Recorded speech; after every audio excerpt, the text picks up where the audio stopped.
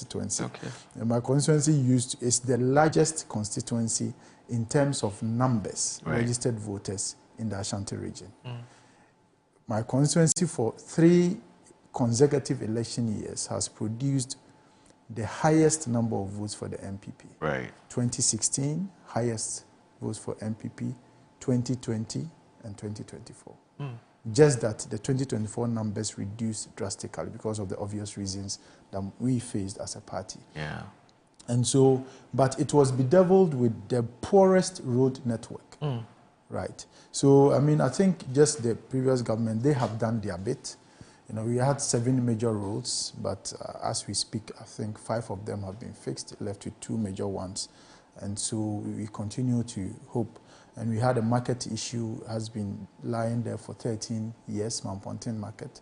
We had 5 astroturfs, you know, yet to be completed, but 1 has been completed, left with 4. And then the ever increasing issue of youth unemployment.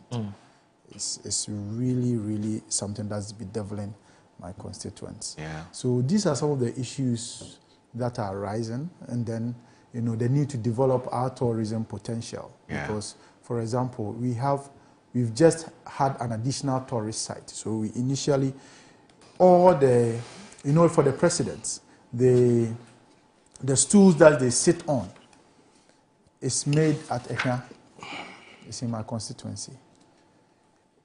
Most of the very prominent cloths, kente designs, that's been worn by His Majesty Otumfuo, is done at Adangomase.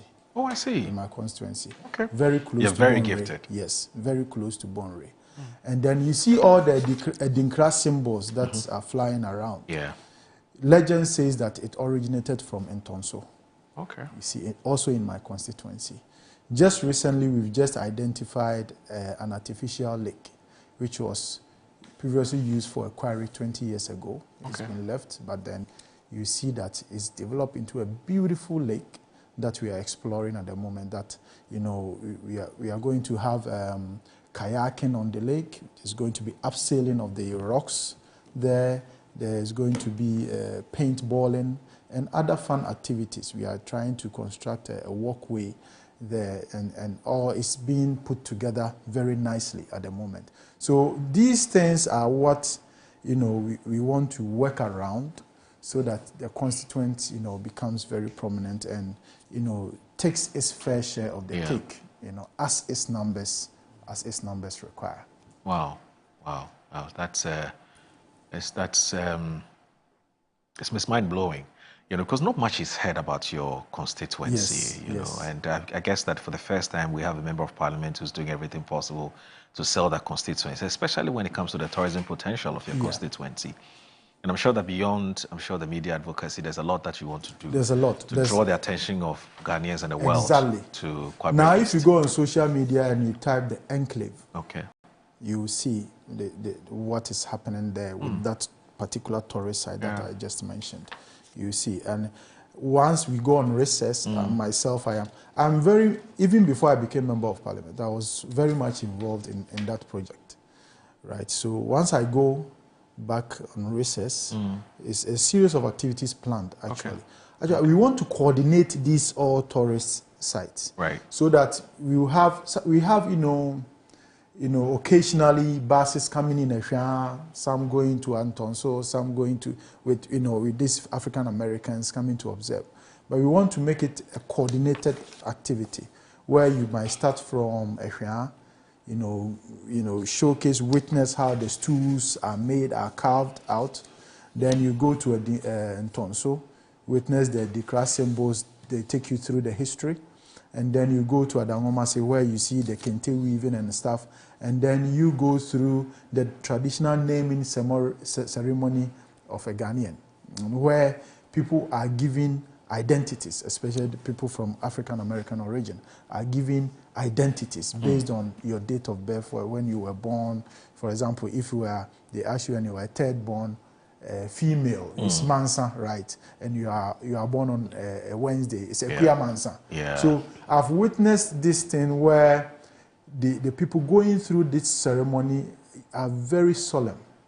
And I know they take it so seriously, and it becomes a sort of a rebirth to them. So it's something that we want to coordinate it from there. Then you can come and enjoy yourself at the tourist center, the enclave. So we want to coordinate these activities, make it a proper tourism destination in the Ashanti region. Oh, okay. You watch out for Kwabri East in the news in the next few months. Yeah. This is the craft village that's in Tonso, yes. Abuaso Abuaso Craft Village. Yes. Wow. You know, do as if. Oh, you're about to say something? No. So on the left side, you see, if you go back a bit, you will see that you have stores littered just by the roadside. Right. Where you can just enter in every store and you can experience the very different crafts or Edinkra symbols, even kente, everything that you can just have a choice, wide variety of choice you can choose from. Okay. Yeah. Wow. Congratulations. Thank you. Yeah, congratulations. But do us a favor. The next time you're coming here, get us as much pictures of some of the tourist sites as possible, because my boss, Annie, she's very big on tourism. Okay. And she's the type of person who would do everything possible to promote some of the good things that the MPs are doing. Yeah. And so you, for instance, if you come here the next time, you bring some of these pictures or videos, we can show some of them, 5 minutes, 10 minutes. I'll do that. Just so the world, Good Morning Ghana is a big platform. Yeah. You never know who's watching, and the person may want to show interest in, investing in some of these tourist sites. But finally, I'm aware, for instance, the Ghana Tourist Authority, one of the things that they intend to do, Abeku Santana and Co., they intend to produce as many what I'll call tourist pamphlets, so that places where tourists interface with, say, the hotels, the clubs, even at the airport, so that as soon as you arrive at the airport, somebody will approach you with all this, like an album of the different tourist sites that we have in this country, and then you can decide where to go and spend some time. I'm sure that you should be liaising a bit more with them. Yes. So that you can send as many of the pictures that you have, tourist sites in your constituency, so that you can get a lot more people to come and patronize the services that you have. Yeah. Actually, we are in collaboration with a very popular person in the tourist industry. Okay. If you go to Akosombo, you have Brave Hearts. Okay. If you've ever been to the Trident before. Okay. It's JJ Segbefia. Okay. And he is actually helping us setting this up. And so it's going to be a connection. So all these things that you're talking about is also being designed. Oh, cool. Actually, this project or this site, also the Menshia has a hand in it. Okay. Because we had to seek clearance from them. Okay. And it's one of the reasons why this project has stalled a bit. We had to seek clearance from them to get all these sites up. But I think is what you said is very important. You need to have these things around. And I think in the next few months, as I said, we will have a complete oh, look program. At this. The Akwaba and Tonso Craft Village, eh? Yes. Visitor Center. Yes. So I have some of the pictures of the this is the the craft center you're talking about. This is the craft center I'm talking about. Oh. I have so just recently the Ashanti Regional Minister organized the Ashanti Fest. And in one of the days we had the opportunity to showcase all the craft. And he was around, we went around, and they had their challenges. Yeah. For example, the thread that they used to weave the kente. Okay. I think only one man has, imports it. He has the largest stick. Okay. And he can tweak it up and down as he wishes. Whoa. And he's able to, it's a near monopoly for him. So it's one of the issues that they are faced. And so it's quite a number of challenges that we are working on. Yeah. And we are involving all the stakeholders. Okay. So when it comes to this development agenda, I am not saying that, Ashanti Regional Minister is NDC, so I'm not going to work. It's about the people. It's about the people, and that's what I'm doing at the moment. Okay. Yes. We'll take a little break in like 2 minutes, but are there any specific tourist areas in Sanirigu that you want to bring our attention to? Places that you want Ghanaians to go and have a look? In fact, we have quite a lot. Okay. And in fact, if you come to even our chief palaces, the history behind some of the communities, for example, in Doshao, if you know the history behind it, even the paramount chief that skins the Doshalana cannot eat anything that emanates from that place. Yes, so there's a spiritual undertones to Doshago and Naha. Wow. Yes, so, and in fact, I want you people to visit this community called Sanga. And they, and if I knew that you people accept these things, I would have brought some pictures. In Sanga, for example, if the Sanargu paramount chief skins the chief of Sanga, they are not expected to meet until death. Yes. What it simply means is that the day that the Sanargu chief will see that person he has skinned, that's the end for him. Whoa. Yes. So he has to avoid it. Yes. So all the spiritual case of our constituency is in Sanga. Wow. And when the Sana, so if you visit the, we still have the only community in my constituency where there's a mountain, artificial mountain. I don't know. In fact, sometimes you go Ore, you know, Ore, the one that they play. Oh, Owari. Yes. Yeah, Owari. So yes, when you go, you know, they have boxes like this. On the mountain, you see the boxes. Yeah. Oh, the Owari boxes? Yes. It's on top of the mountain. By the time if you go and come back, you will see it. How? So it is believed that people are there, like priests are there playing. Hey. In Sanga, yes. So, and when the Sanargu paramount chief dies, and the funeral is announced to the chief of Sanga, the expectation that the whole community will have to march to Sanargu. Any animal that they see on the way, they kill. Whoa. So that Sanargu chief, if there is you see the Sanga chief, he doesn't go anywhere because you don't know where you go and meet the one who gave you the chieftaincy title. Whoa. So he's an old person, but he's always in his house because you may be going to town thinking you are not going to his direction, and you meet. In fact, the same way, even Yana, there's a community in my constituency, Yonduni. The chief of Yonduni is like that of Sanga. Yana cannot see that chief. Hey. Otherwise, somebody will die. Yes.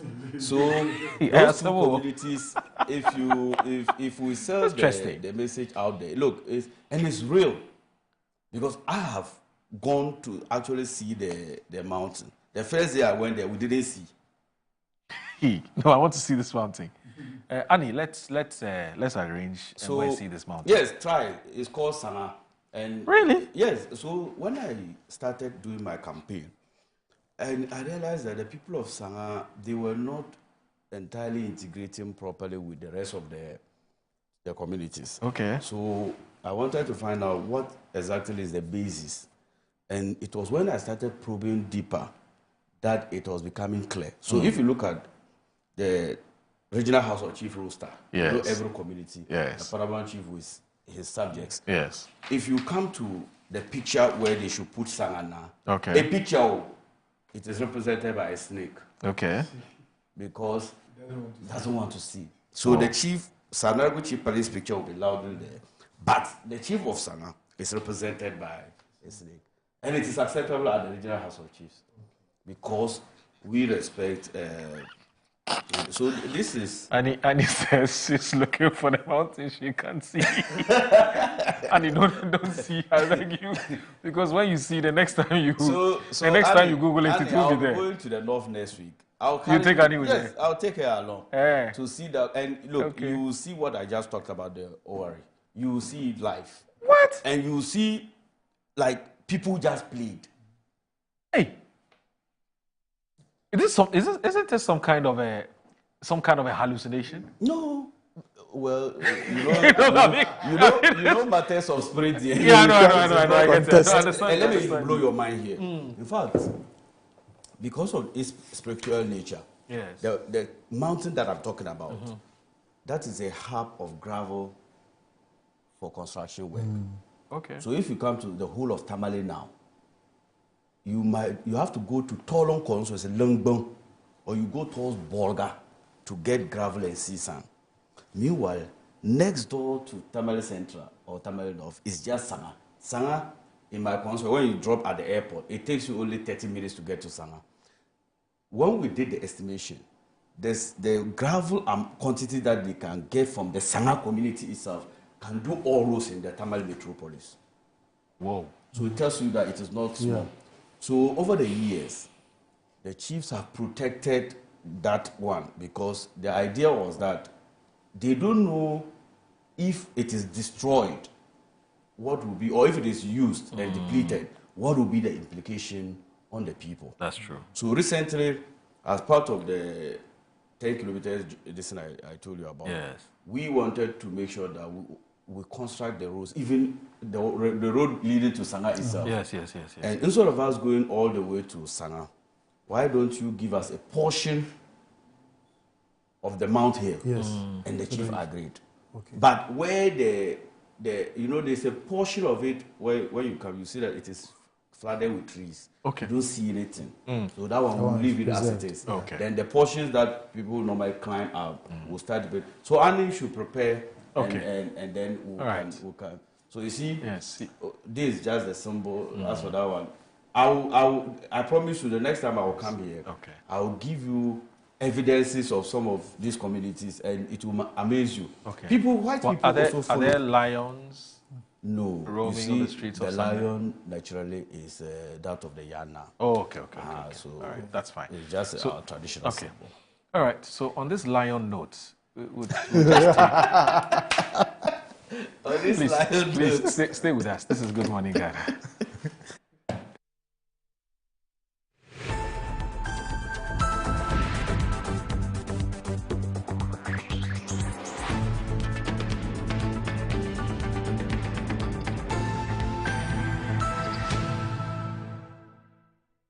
Here at Mycom JA Limited to show you the Promethean Active Panel, the ultimate tool for corporate institutions, hospitals, schools, and your home. With its crystal clear 4K display and an unbreakable screen with an ultra responsive touch technology. This isn't just a screen, it's a game changer. For corporate institutions and in schools, this active panel can be used for Zoom meetings and PowerPoint presentation. And your homes are not left behind. You can use it to watch all your favorite programs by just connecting to a Fire Stick, and you can get access to channels like Netflix and Amazon, and voila, you are in there. At Mycom JA Limited, we provide you with the best quality products from the United States of America with 1-year warranty. You can get an active panel at a discounted price of 18,000 Ghana Cedi only, and it comes with a Fire Stick, a webcam, and a micro system. You can locate us at Chado Container behind the Trade Fair. Visit Mycom JA Limited today and elevate your tech. Yes, next. Hey, Nadia Benson, Asamo. Me didn't tum. Mr. Friend, Kalika, just call me cockroach. Now, Mr. Friend, me once now. Hey, that's you. Improve car. Yeah. Captain was key to double the action.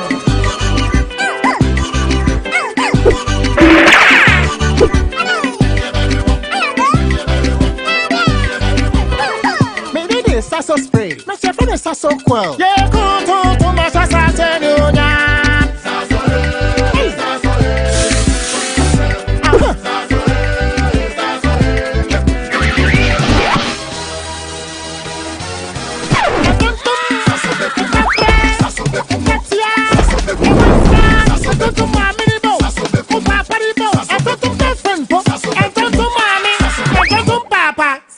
Come tum preko.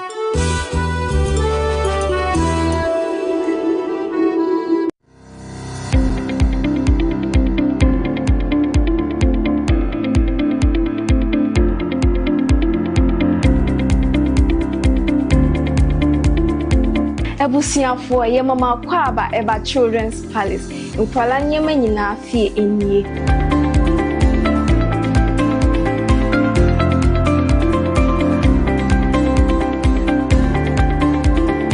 Yonkwala ntade mani mema nyina ntare nyina wase. Yonkwala shoes, yonkwala duane, yonkwala wipes, yonkwala diapers, yonkwala toys, baby cot. In fact, bibia opama o manyina obenye biwa ase.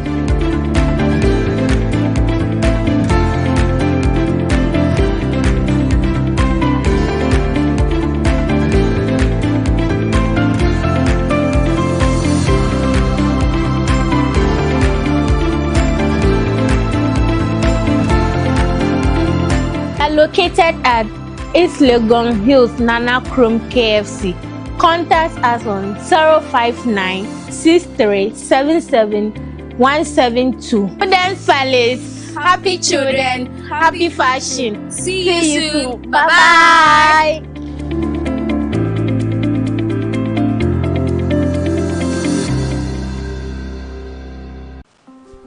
What iPhone, Papa? You were home. So open iPhones accessories papa dia menhwe baby a me mo akwa ba EBA phones and accessories. Sebani EBA yeton iPhones any ho accessories. iPhone 50 XL cost 16 Pro Max. Accessories ye wo charger, AirPods any iPhone ho akade nyina. Yanuma ye ni sikapudu e de beto iPhone. Say ya ankrankre, boja and na say aboye juma your phone nyina. For 40% beji iPhone bia ope. Na ni aka no wo de bosome miensa. Etua ne nkakra. E kwan ya obefa so de achi enyi. Dial *713*5571#. Oba, sheno so se wo de wo Ghana card. Eni nia ye kire se wo ye adwuma. Hwehwe ye kire kwan e wo Circle Mall. Eni tiptoe lane ni modern photos enchen ho a. Afein so se wo ba American Mall ye ni odo rice eni di nhwani. Kuma senso ye wo Edum Central Prisons roundabout Ejekum Abonsan ni. Freyen e wo numbers na ebu screen ni so no. EBA phones, no hassle cra. Are you a headmaster, headmistress, parent, teacher, or an educator looking for high-quality textbooks for preschool, primary, and junior high school students? Look no further than Advocate Publishing Company. Advocate Publishing Company is a leading publisher of educational materials in Ghana that publishes very engaging, interactive, and comprehensive textbooks that meet the needs of students, teachers, and parents. Our textbooks are thoroughly published to make learning fun and easy. They are also designed to stimulate critical thinking, problem solving, and creativity in students. Make Advocate Publishing your preferred choice for all your educational needs. Explore our range of textbooks and educational resources. Visit us at the old GNTC yard near Kingsway, Accra. You can contact us on 0503 786 776 or 02408 06354, also 0531 600360, and connect with us on Instagram, X, and Facebook at Advo Publishing. Don't settle for less. Choose the best. Advocate Publishing Company, empowering young minds one textbook at a time. Thinking publishing, think Advocate Publishing. Buy affordable service plots and lands from estate masters. Currently selling our next cottage, located at the newly proposed airport city, with a starting price of 25,000 Ghana cedis.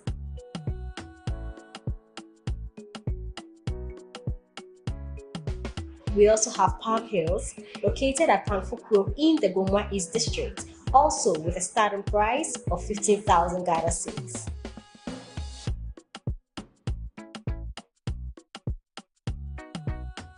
Available also is Coastal Park in Lakpleku, which is a 15-minute drive from the Ningo Senior High School, having a starting price of 55,000 Ghana cedis. You will receive a free site plan with indenture once you successfully purchase a land from us. For any enquiries, contact the numbers provided. Estate Masters, your most preferred estate partner.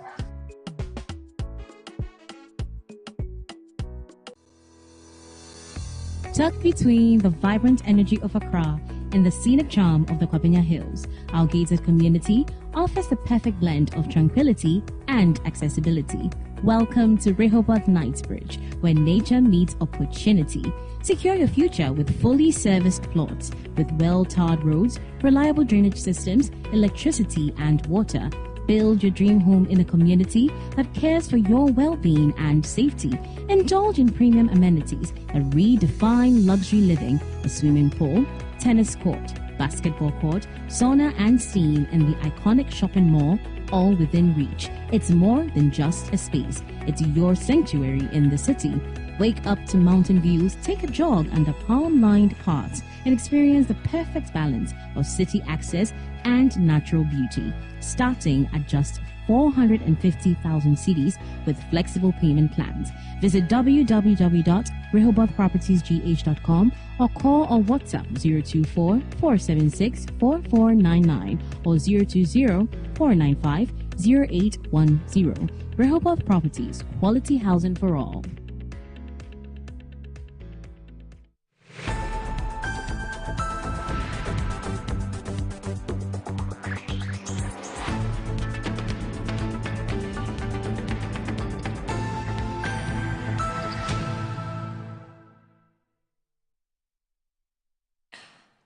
You're still live on Good Morning Ghana on Metro Television. I do have here in the studio to have a conversation on the back of the big major issues that are making the rounds. It's Honorable Akwesi Jemfi Onyena Echampon, who is the MP for Kwabre East, and also a member of the Budget Committee of Parliament. I believe so, yes, Budget Committee of Parliament.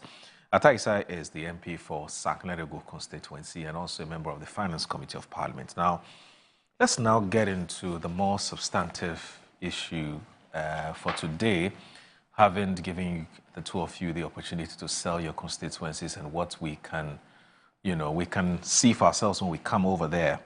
And I can so Annie has accepted my invitation. Yes, Oh, I'll be glad. Yes. Annie will do it. She said she's more than happy to go. Production. The then production we can team do like proper production of the other ones. Okay. She will be my ambassador. Okay, that's fine. That's fine. There's a gentleman who also works with her. He's called Fortune. Yes, he says he also wants to come along. So, how many slots do you have for them? Let's do 4. I mean, they will have camera. Yes, the camera crew and everything. Okay, so flight in yes, and out. That's fine. So Annie is excited. She's excited. Annie, we can't wait. Yeah, she just sent him. I say, yay! I don't know what that means, but I'm sure. Anyway, so let's get on with the main conversation for today, and it has to do with the budget. So maybe I'll start with you in an unusual fashion, because we've heard from the government. Yeah. The finance minister, who, of course, fought on behalf of the president, has been accounting to all of us on what he has been doing with the monies that, or the monies that we give him, and what he has been doing to raise money and how he's been managing, how do you call it, a deficit or surplus, depending on what the figures are saying, what the data is saying, and what he intends to do going forward. Mid-year, so we're in July, 6 months into the administration. You walked out yesterday in Parliament, and you gave your reasons, and it's legitimate, there's nothing wrong with that. But I want to believe that even though you walked out of Parliament, you've had the opportunity of reading the budget, or you may have watched the entire presentation either on YouTube or wherever. And so you are more than capable of speaking to some of the things that the finance minister has said. Now, before we even speak about why you walked out, what would you say would be your preliminary thoughts about what the finance minister told Ghanaians yesterday, before we even talk about why you walked? Because that's an entirely different conversation that we can have. I think my initial thoughts are that the finance minister sought to delay spending and sought to make the numbers better, the outlook, what people see, sought to make them better. But at the end of the day, in certain instances, it's going to affect the ordinary Ghanaian. Okay. So, for instance, looking at the numbers, there was, on the revenue level, averagely we were able to collect some revenue in excess of 1.4 billion. Yep. I'll give the figures. But then there were other areas, especially imports, levies from imports. That also were short by 1.6 billion. Yeah. So in excess, if you combine, the combined effect is giving you a revenue shortfall of 115 million Ghana cedis. But then you go back on the flip side to the expenditure side, and you see that we spent 109 million instead of 128 billion. Yeah.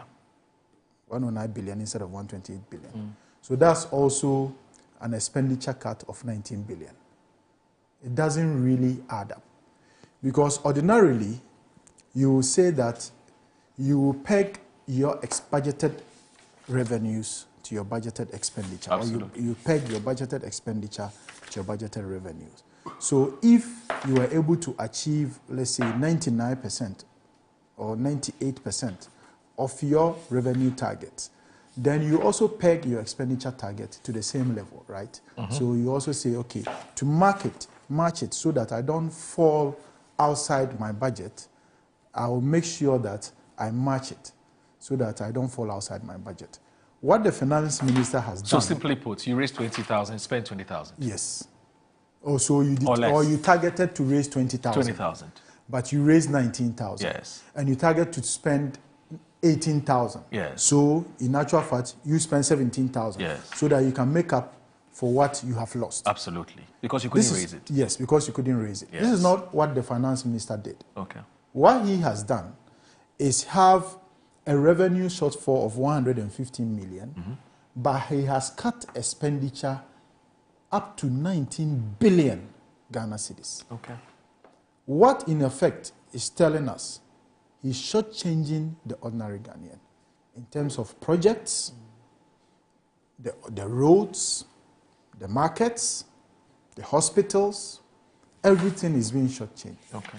And this is going to affect the ordinary Ghanaian. So the budget for goods and services, which is going also out there, and people in those industries would have benefited, is shortchanging us. Which is accounting for why now we don't have budget for Agenda 111. The roadside, a lot of roads that have been installed at the moment, if you come to Parliament at the moment, then the questions that are dominating, the minister who always, almost every week, comes to the floor of Parliament to answer questions is a roads minister. Because everywhere, it cuts across the length and breadth of Ghana. Roads are not being, because contractors are not being paid, and most of them have stalled. And so, if you look at it generally, you will see that, the primary balance on commitment basis is a surplus of 1.1%. That's what he's saying. Yeah. But which is the difference between your revenues and your expenditure, right? Yeah. And he's having a surplus.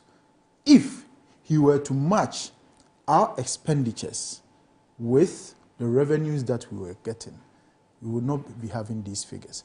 But because he knows what he's doing, and I'll give it to him, he has delayed the expenditures in the sense that if he knows that he spends that about 19 or 18 billion, we are going to run into difficulties. And he has delayed it so that the numbers will look good, but it also has its flip side. And so generally, this is what I've observed.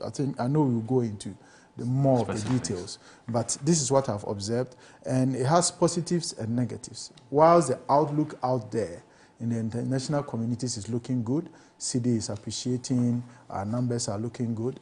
If you come, the rest, the constituents, the citizens are lamenting. They are lamenting because contractors are not being paid, because now disbursements and releases to the MDAs are not going. Health is not getting its releases. Roads are not getting releases. Education, all these facets of the economy are being shortchanged because we want the numbers to look good. And I think the finance minister, I don't know if he has a plan of meeting our expenditure targets. And so we need to have that balance between not overspending, but also spending adequately to get the economy moving. And I think the finance minister should find the right balance and do that. But isn't that in line with what the finance minister and the NDC in opposition have been saying time and again? I mean, they have always been saying consistently that the biggest problem that our economic managers have always struggled to deal with is what they will term as fiscal consolidation, or being physically disciplined, i.e., you spend what you've been able to raise. Yeah. And even though you have a budgeted expenditure, if somewhere along the line, you'd realize that, look, I said I was going to spend X amount on on XYZ, but I do not think that is necessary. I want to postpone that expenditure to a later date in order that the fiscal tables will look good, in order that we're still within our fiscal parameters, our fiscal targets. They've been consistent with that narrative, and so it shouldn't come to you, for instance, as a surprise that you're seeing the kinds of things you're seeing in the fiscal tables. So first of all, let me differentiate between fiscal discipline and overspending. Right. Okay. So I am not advocating for overspending. Right. So there was a reason why they did the budget. Okay. And put certain expenditures in the budget. Right. If you know you are not going to spend that money, why budget for it anyway? Right. Then the other side comes in is you budgeted basis a certain revenue target. True. Right? And then if you've been able to achieve that revenue target, then why relent on the expenditure target? Why do you fear to spend? Why do you fear to spend? Because the money is there. Because the money is there. You understand? So that is the key question I am asking here. So fiscal discipline, it is not equal to not spending. Right. Fiscal discipline amounts to going according to what you have planned to spend. True. And also going according to your expenditure targets. Right. In relation to your revenue targets. That's fiscal discipline. Okay. So if you were able to collect the monies, so by what the finance minister gave us, as I've indicated to you, some places we got excess, some places we got a lower figure.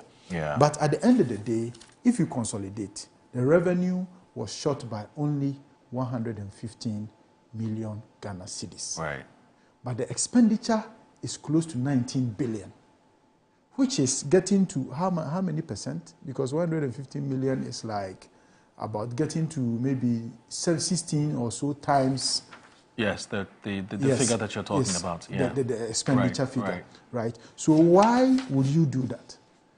Why in that doing so you are shortchanging other people? This is what I am saying. Okay. So if he were to spend maybe even 15 billion of that 19 billion, he will not be spending recklessly. No, that's because true. it will be within his expenditure target. I agree with you. Right? So why is he not spending?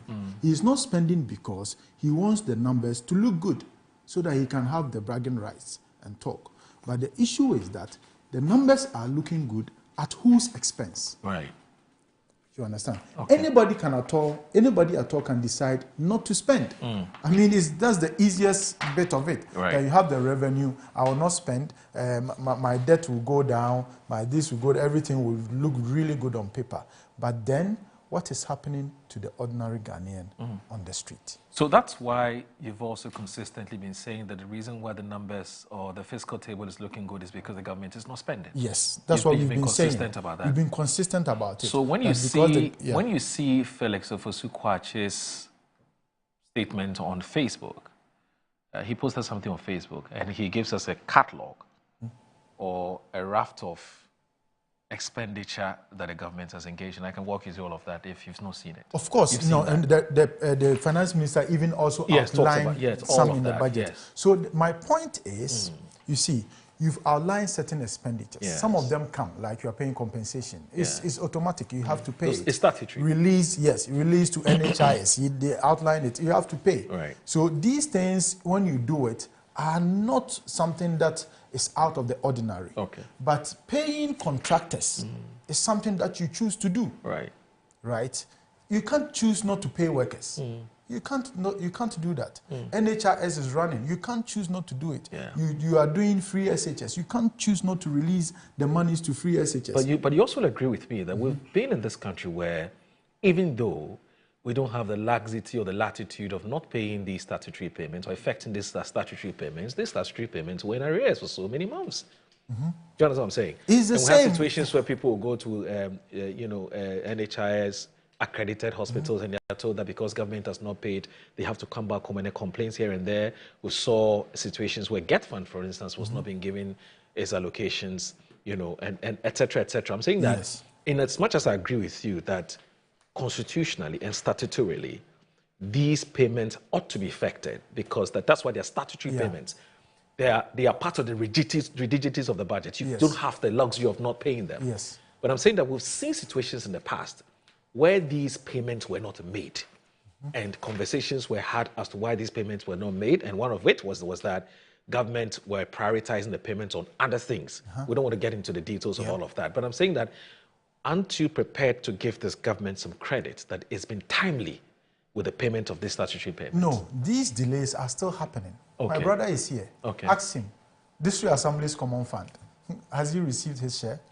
If he has received it, it would have been yesterday or day before yesterday. Right. We are in the third quarter. We've only received one quarter.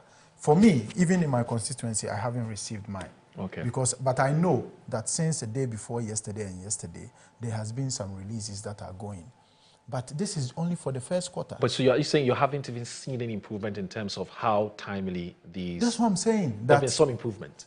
No. Even though there are some delays? I'm saying that some of these delays, it depends on where the government wants to delay the payments. Right. Because if, for example, this government is delaying payments to contractors, another government would have been delaying payments to another sector. Right? So this government, as we speak, is delaying payments in contractors, is delaying payment to the District Assembly's Common Fund. When we got to the second meeting, I think the first or second week, the finance minister was on the floor of parliament touting that he's going to release 3 million Ghana cedis to every district assembly, and that we are also going to get our share of the common fund, which was around 340,000 per quarter. But the information I'm having is that this 3 million, from there, it only started hitting yesterday or the day before yesterday. And this 340,000, they are only receiving 179 or 78,000 out of it. So I'm telling you that even with these statutory payments, there are delays. But there are areas that you can't afford to miss on. You talked about the NHIS. You recall that in the roundup, I think some months, 8 months or so, the government was meeting the payments of the NHIS was on time. The NPP government, through the Kingsley, Dr. Kingsley, was meeting the payments on time. And it was long before. I mean, we had stories in the past where you go, you take your NHIS card, and they will say there are no funds. This is not working. And you hardly saw it in the 8-year administration of the NPP. You hardly saw or you hardly heard that someone has taken his card to this and it was happening. Now, because we are doing this, and let me just chip this in. Recently, they brought the Ghana Medical Trust bill, right, fund bill. And they are going to draw 20% of that, of the NHIS fund, to cater for the Ghana Medical Trust fund bill. The Mahama Cares? Yes, the Mahama Cares. And the issue is that it is going to affect NHIS. How? Tell me. How? Because, see, if you have a bill and you want to expand the coverage to meet non-communicable diseases or other sections of diseases, whatever you want, why do you have to bring another policy, another fund, outside NHIS? Why don't just expand the coverage of NHIS to cover these non-communicable diseases? Why set up a fund? Then they talk about the fact that they want to bring other sources of income to augment NHIS, which is absolutely fine. What you can then do is to amend the law to allow you to bring these other sources of funds inside. But you choose to just create, it's a legacy chasing attempt to find something for the president to put his name on. That just, let me just draw. So why are you going to draw 20% of money from NHIS? What you do is that you do that and NHIS coverage is going to suffer. You know why? Because consistently over the years, there have been gaps in what NHIS pays and what the government allocates to them. And these gaps are sometimes bridged by USAID. Just last year, the rate of $1.8 billion. So in a sense, you are actually saying that there is a gap of $1.8 billion. You are going to set up another fund, that will need around $2.something billion. So in effect, you are telling us that fund, now USAID has cancelled all these projects. So that gap of $1.8 billion, already we need to find a way of bridging it, right? Yeah. And then you are going to add another 2-something billion through the Mahama Cares project. That means that, in effect, you are getting to close to $4.4 billion of gap. How are you going to finance that gap? Because you are adding more and you are drawing funds from the NHIS. The ordinary Ghanaian will then go to the hospital and they will be told that there's no money for NHIS. You know, they haven't paid. You take your card to the pharmacy and they'll say, oh, they haven't paid us. So we can't give you the medicine. We will, if we don't take care, we will gradually go back into the days and era of cash and carry. And so all what I'm saying is that, look, if you want fiscal discipline, it doesn't mean that you shouldn't spend. Rather, it should mean you should be responsible in your spending. And you should target the revenues that you have generated vis-a-vis the expenditure budget that you have and make a proportionate spending so that no sector of the economy will suffer. Right. And finally, you just mentioned the regulatory payments. Yes. That's statutory payments. Statutory payments that do I think that some are delayed? Of course, some are delayed. I've just mentioned a few to you. But I am just saying that if you are making some of these payments, it is what you have to do. Right. It is what you have to do. Okay. You don't get an applause for doing what you have to do. Let me ask you this. You raised a very important question about the Ghana Medical Trust Fund, also known as the Mahama Care. And you're questioning why the setting up of this fund is important. When, in your view, you could have just expanded the NHIS. Coverage. To rope in some of these chronic diseases or non-communicable diseases. But are you also aware that one of the difficulties we've had in catering for persons who have these chronic diseases, so like cancer, kidney failures, and so on and so forth, one of the difficulties we've had has to do with the expenditure. It's huge. You know, because these are diseases that we'll call them high-level treatment diseases. And we call high-level specialist treatment diseases. And so don't you think that, yes, the NHIS, there's a component of NHIS that takes care of people who have kidneys, people who want to go for dialysis and so on.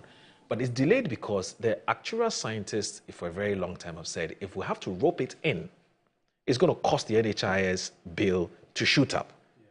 Okay, and that's why government upon government have been careful about roping in some of these non-communicable diseases in an NHIS bill. I'm talking about the modeling. But if you have a fund, which is very personal to the president, like we have in the situation we have in America, an Obamacare, of course, Biden, how do you call it, Trump came and threw it away. I mean, of course, it's Obamacare, as far as it's on America Care. But in order to have a fund which specifically targets these kinds of non-communicable diseases, where every Ghanaian, you voluntarily, you can go and contribute to this fund, so that the proceeds from this fund can be used to treat persons who are facing these kinds of diseases. Don't you think that it's a better idea than asking all of us who have paid or subscribed to the NHS, say, okay, now you're paying 100 Ghana, but now pay, say, 300 or 400 Ghana cedis, so that the modeling can be right in terms of raising enough funds to be able to take care of persons, and especially when you know that these things are on the rise. Kidney failures especially is on the rise. Do you get where I'm coming from? I get you. So my point is, see, it doesn't matter. If you want to have a fund, that's fine.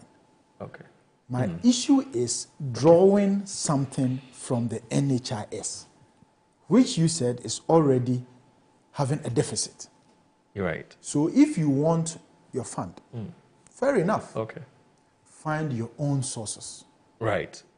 Don't come and draw from the NHIS and further deplete that fund. because there's already a gap in that fund which needs to be filled. If for nothing at all, because USAID has withdrawn, there will be a gap. All right. Okay, so I get you. So don't come and draw from that fund. Okay. Do your own, find your own resources, your own sources of funding for that fund. But leave the NHIS alone. Leave it the NHIS. The moment you want to touch NHIS, then it doesn't really, in quote, make sense for you to touch NHIS. Then it better makes sense to rather add it on, which is why the Akufo-Addo government didn't create Akufo-Addo Care when they wanted to add dialysis. And I think sickle cell or something. They didn't create Akufo-Addo Care. For kidney failure. Yes. They didn't create Akufo-Addo Care. They just rather added it. And the Okoboy, I remember. Yes. To it.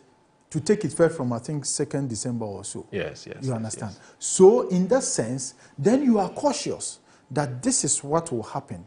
So, they uncapping the NHIS. Brilliant idea. So, you uncap the NHIS, you add it to the fund so that the fund can pull from the uncapped funds. Very, very nice. But for me, what is just happening is that they could have just done that. They just decided not to do it. But just finally, before I come to Ataisa, when the previous administration introduced the additional, how do you call it? When added the dialysis treatment as part of NHIS, remember that at the time, the NHIL had been capped. Yes, of course. At NHIL, yes. NHIL had been capped. Yes. Now it has been uncapped. Yes. What this simply means is that there's more money flowing through the fund. So then, if there's more money flowing through the fund, doesn't that then give government the opportunity to tap into that fund? There's more money flowing through the fund, which is why there's no need to have another fund if you want to add more. You see? Because when it was capped, we were able to add dialysis without creating another fund. Now it is uncapped, and you want to create another fund. So what purpose? There's sufficient funds to take care of these same chronic diseases. Because you have uncapped it, now you are putting in more money. So there's sufficient fund to add non-communicable diseases to the NHIS. So you don't need to now go and do Mahama Care or trust fund.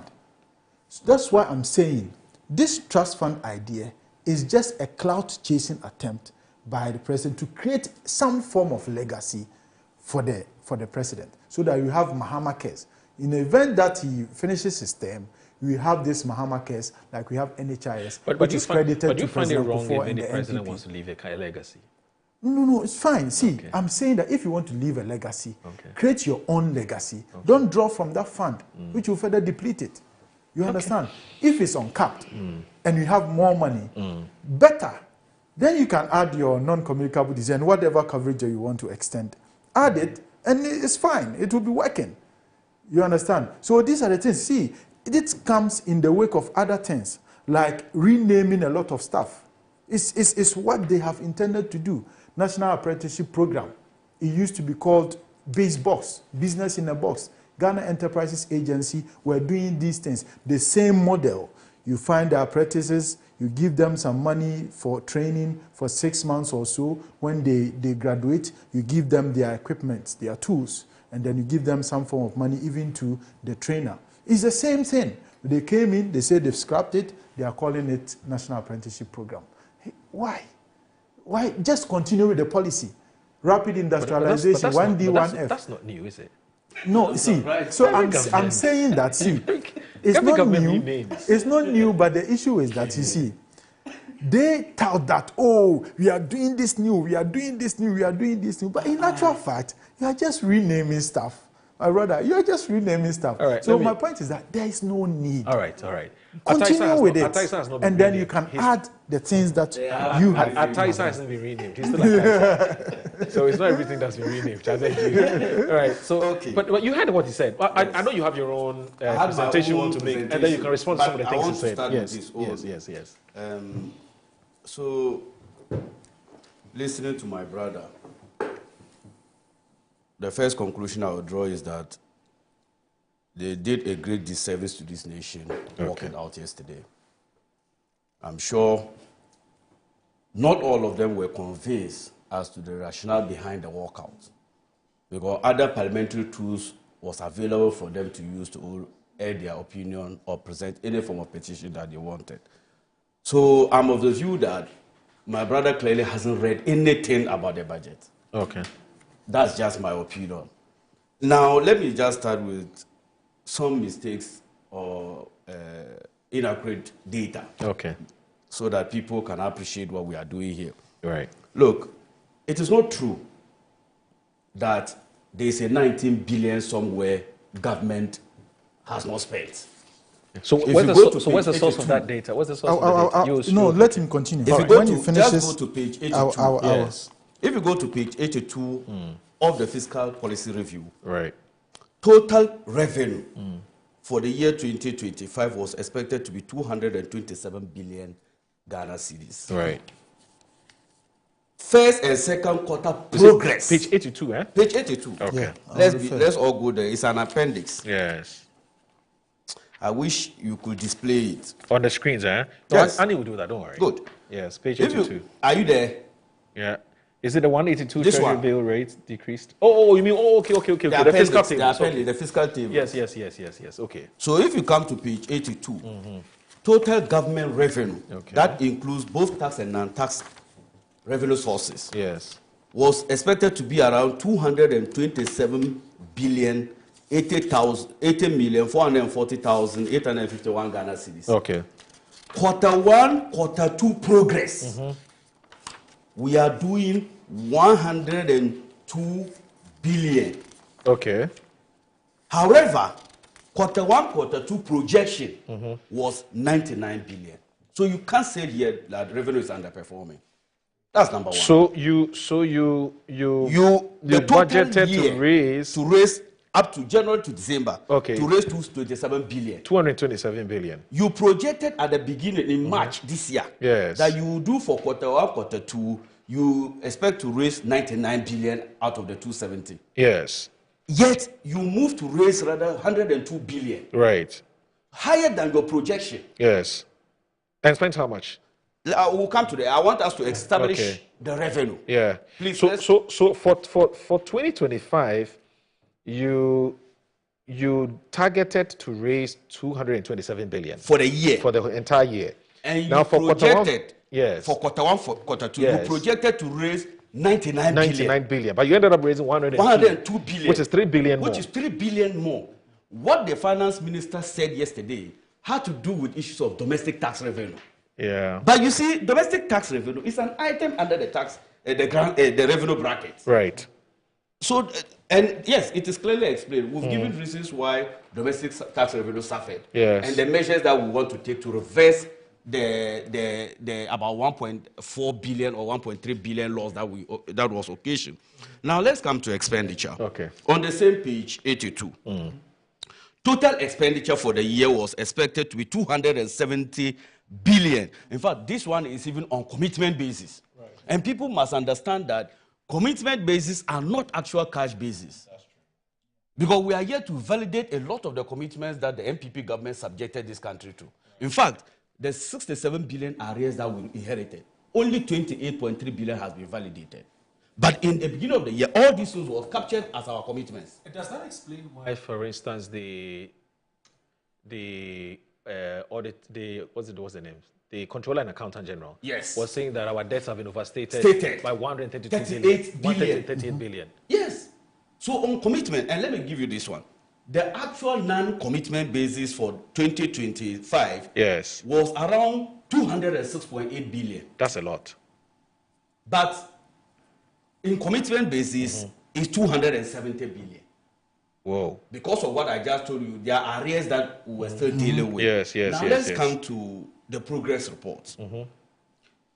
We made provision for quarter one and quarter two of 109 billion, 105.9 billion. Okay. That was what we made commitments to achieve expenditure for the first and second quarter. Okay. That's 109. 109. Yeah. We ended up by spending 128 billion. So this cannot be under expenditure.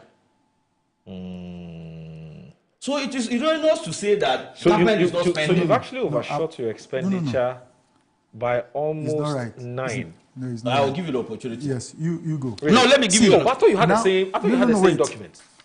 Paragraph 100. Yes. Of this. Yes. Let me read. Expenditures were contained at 109.7 billion. This is the budget statement. Yes. That's what you're reading. This is what the statement. The minister read. Wait.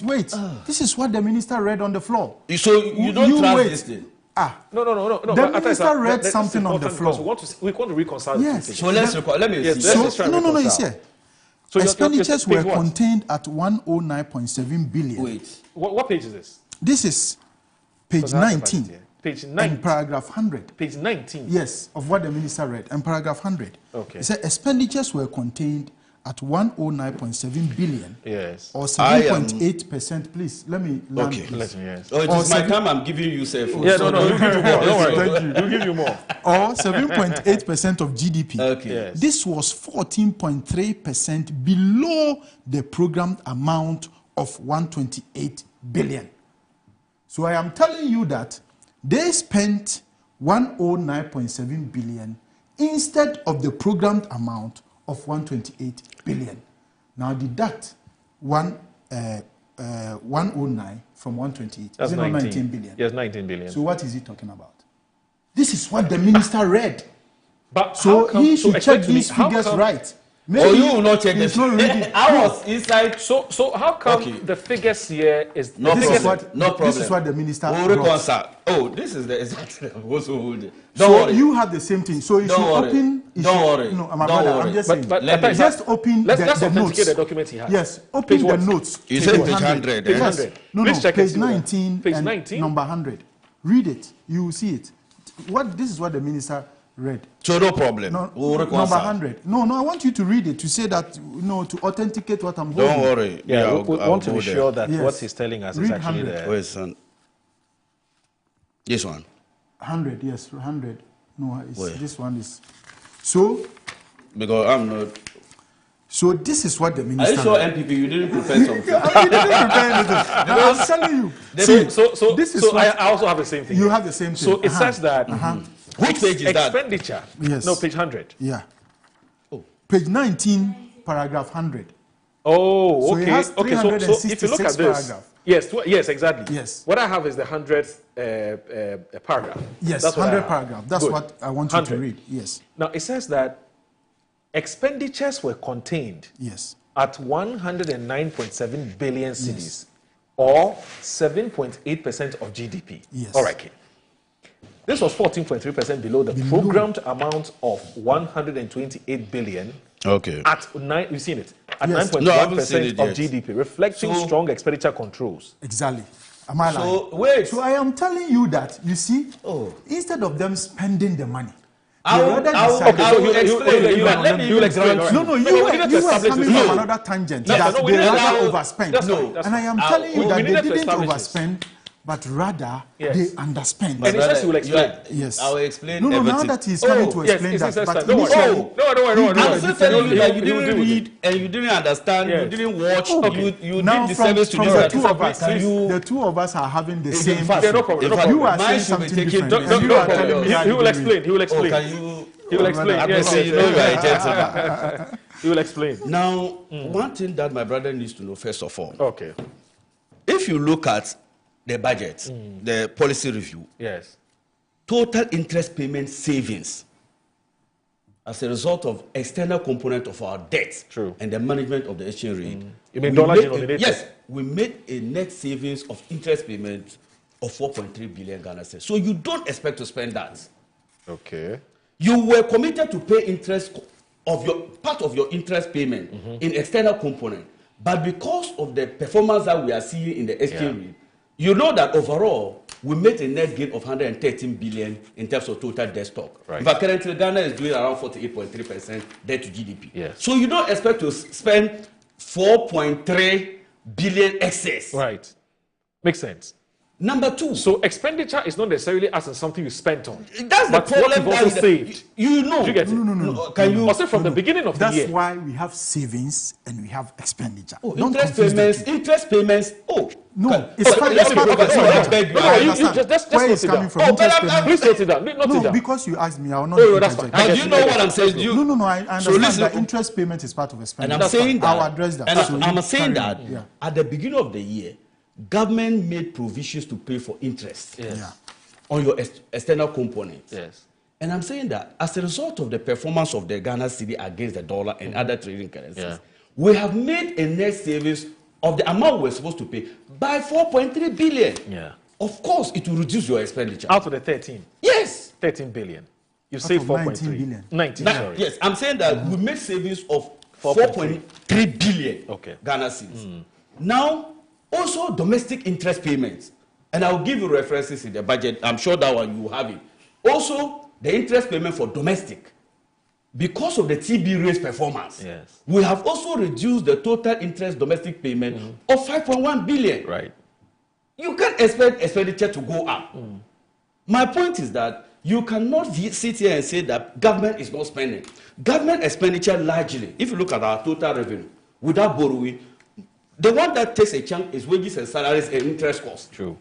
And you are making savings of almost 10 billion Ghana cedis from that. So that is my point. Okay. And then, look, second one, this medical trust fund. Yes, Ghanaians gave an approval to the naming of the medical fund as Mahama Cares. Right. It was reflected in the voting that took place on December 7, 2024. It was part of the policy proposals made by the NDC, adequately captured in our manifesto. But when we came to Parliament with the proposed bill, in fact, I sat through with him, he was there, when we were doing the cross by cross. At the committee level, the recommendation was that for the sustainability of that fund, we should remove personality. The government graciously accepted that. So if you look at the Ghana Medical Trust Fund, there is nothing called Mahama Care. Yes. Oh, so in the document, it's not Ghana Medical Trust Fund. It is now Ghana Medical Trust Fund Bill. So that it's not personalized. It's not personalized. In fact, we on the outside still knows it as Mahama Care, and we are not apologetic about that. However, look at funding sources. My brother, I'm happy. At least this one, I agree with you that some of these statutory payments manage because it's a function of revenue. Yeah. So once you raise a revenue, I don't know why you should keep it. Right. But he doesn't have the audacity. I do. To even go the direction that he's going. In fact, under the Capital and Realignment Act, you cap all essential service provisions in terms of revenue. Get fund for education and NHIS on health. In fact, in some years, NHIS received only 19% of the proposed revenue that they were supposed to get in 2022, 2023. You mortgage the future of this country in terms of education and health. Wait. Talk about 2024. You see, you are just dancing around there. The truth of the matter is that you mortgage this country's future when to collect loans. You deny the people of Ghana quality medical care.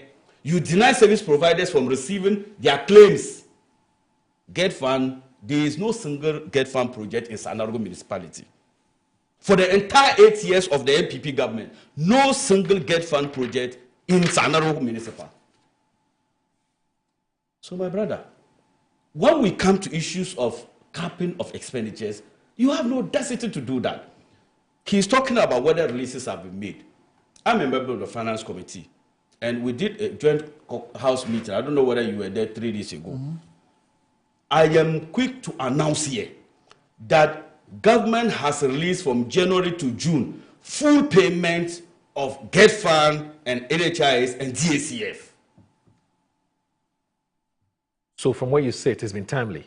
Very timely. In fact, it is better than all the 8 years of the MPP government. Look, do you know last quarter, in fact, the current MPs and some assemblies, they are still owed the fourth quarter of last year, 2024. No, it's not true. I am telling you. Look, I am telling you. Look, I've seen MPs. Get your facts right. Everything is gone. Everything is gone. No, that's not. I will not go. Get your facts please, right. please. No, let's be honest. I will give you example. When we came in. Let him finish. Let him finish. I beg you. Yes. If Honorable ABF Sedi is watching me, I have a letter that was signed on 4th November of proposed expenditures to the Assembly. As we speak, that has not been honored. In Sandarugu Municipal, I'm mentioning the municipal name. And I'm sure Honorable Polo is watching me to attest to the fact that if Honorable ABF Sedi received the last quarter of 2024. Do you still have that letter here? Oh, quickly, I'll just show you. You're live on Good Morning Ghana on Metro Television. We're debating whether last quarter, whether the District Assembly Common Fund was disbursed by the previous administration. Let me just show you debating here. it. The MPP rep here says that everything was paid, everything was cleared, and Ataisa says maybe he wasn't. It was an arrears, and so he wants to give us evidence that he is talking about. But I have a number of questions that I would ask Ataisa when he's done, so that he can clarify those issues for me. And also, please tell a friend to tell a friend that the show is also live on 94.1 FM on your radio dial. Some of you are still asking about the frequency. It's 94.1, so that in case you want to leave your home and you want to monitor the conversation, you are free to just put your dial on 94.1 FM and listen to or monitor and follow the Good Morning Ghana show. You're still looking for the document. Okay. This was what? This was when? What date is this? This was on 27th November. Okay. This is the first letter. I'll give you the letterhead over. 2024. When they wrote to him, you know, normally the people need to bring applications. Yes. I want to look at it so I can confirm. This is Honorable Alaji Abie Fuseni, Member of Parliament, St. Lugo Constituency. It's the Municipal Coordinating Director, St. Lugo Municipal Assembly. Goes on and on and on. So this is 4th January. No, the letter. The letter. Okay, you mean the... You know, normally you write the application to the Assembly. Yes. Support for women, is it women empowerment? Yes. In small-scale business in the St. Lugo constituency. In fact, you can mention the name of the people and the details. Yes. I don't. You want me to mention that? No, I don't. I don't have. No, let me show you the original letter. Okay. And the response from the Assembly. Okay. I'm saying that 4th quarter last year was not paid. Sandarugu Municipal is still an outstanding for Alaji ABA for sale. Maybe he needs to go and check. Maybe he needs to go and check. Maybe you were alone. Yes. Maybe others were paid. Oh, others were paid. Alone, yes. I can only speak to Sandarugu. Okay, that's fine. Which is fair. Look, let's come back to this DSCF issue. Yes, I agree that sometimes duplicity in some of these government programs are unhealthy. And for that matter, I will not sit here to endorse duplicity. But the idea is that we are expanding the coverage of the scheme. Now, NHI are very viable. If you look at the beginning of the year, all those loans that were contracted on these statutory funds have been absorbed as a central government expenditure and freed them of enough resources. So, yes, I'm not opposed to the proposal that we could have still done it through the NHI route by just increasing the number of services that is expected to do. But like you said, this was widely endorsed by the people of Ghana because President Mahama actually proposed to establish the Mahama Care and gave specifics. So at the time, all the argument that you had made was already made by your party, but Ghanaians didn't hear you. So we are just fulfilling the campaign promise. No, we are just fulfilling the campaign promise that we made to the people of Ghana. How about the concern he raises about the 20%, you know, how do you call it, 20% allocation if people to the were fund? receiving 19% for a whole year, now they have 80% releases. What can they do? Okay. And even the 20% is not going to be spent outside the scheme. It is going to be spent on health. Okay. And look at the type of diseases that is seeks to treat. But coming back to duplicity, do you know the government that established the Mineral Development Fund and MIF? Yes. Do you know the funding structure of those two? But you still maintain them. No, so my point is that you still maintain them. You gave MDF 697 million. I'm not. You see, he won't even let me free to know the direction that I'm coming. So I'm just trying to tell you that this is not something we should cry over because it is an established practice that we saw similar efforts by the MPP, especially when we want to give specific priorities to some sectors. I don't think it is out of place. It will not increase any inefficiency in the system. It will rather give some specific focus and attention to some of these diseases. That's what I see. All right. Look, I want to respond to the last one before I start my own.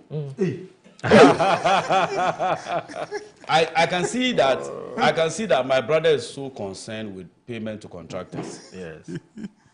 Like I said, we inherited on commitment basis without commencement certificates or approvals and documentation, a total road commitments of 194 billion Ghana cedis. After we validated, it reduced to about 104 billion.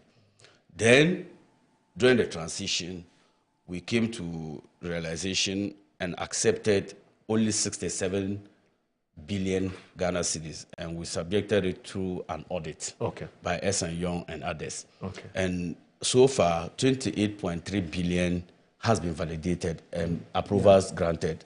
And the expectation is that, in fact, yesterday some started picking their checks. Okay, so the expectation is that by the end of this month. Hang on with this. Hang on in this. The point where you talked about some people have started, receiving their payments. The contractors are watching. And they call us too. Yes. Please, just give me 2 minutes. You're watching Good Morning Ghana on Metro TV. Don't go anywhere, please.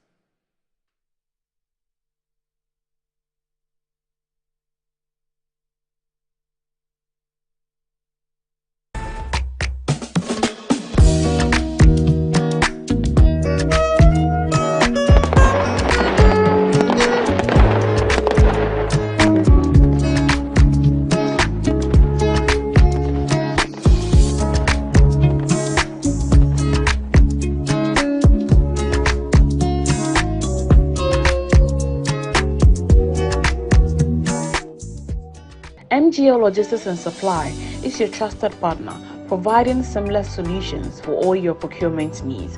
From sourcing products to managing imports and exports, we ensure smooth and efficient transactions every step of the way. Whether you require goods from across the globe or need assistance in exporting your products to international markets, we got you covered. General trading is at the heart of our expertise. We specialize in a wide range of products, catering to various industries and markets. We provide high-quality products that meet the demands of our construction projects. Additionally, we act as manufacturers' representatives, connecting producers with distributors.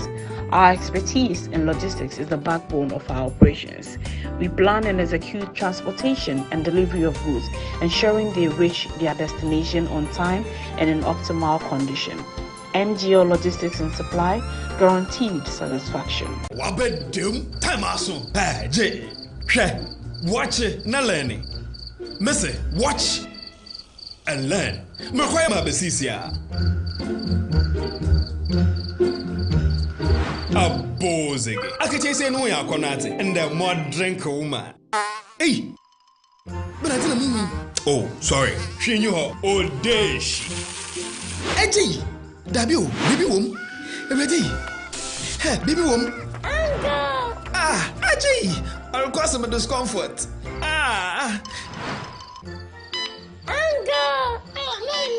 Sorry, well, uncle, where would the dad? Why your funeral? At your phone for Aerofield Trading. Sorry, it killed them all. No mum share Nanda Daya was a mosquito call is to do woman. Na say spray with them, sir. Chaisima a dronum and sana dynamo. And Kratoi FDA Ajatum.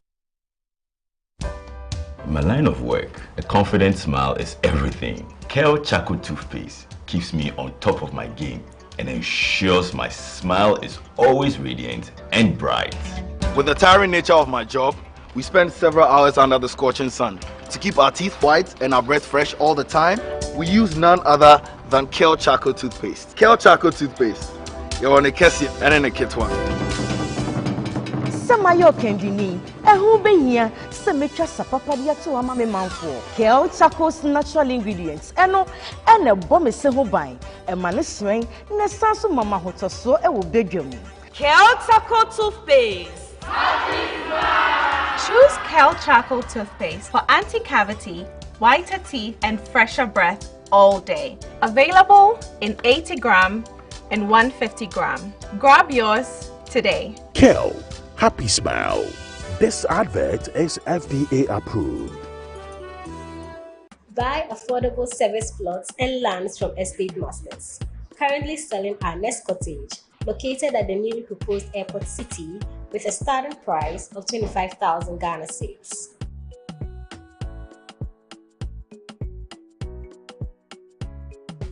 We also have Park Hills, located at Panfukro in the Gomwa East District, also with a starting price of 15,000 Ghana cedis.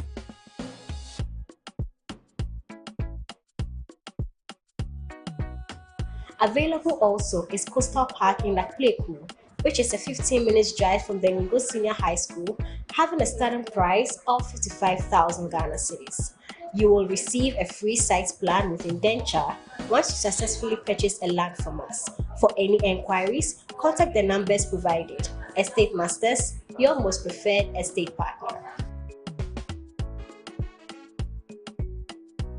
The 2025 AMC Tycoon Africa Conference for us presents a unique opportunity for convergence.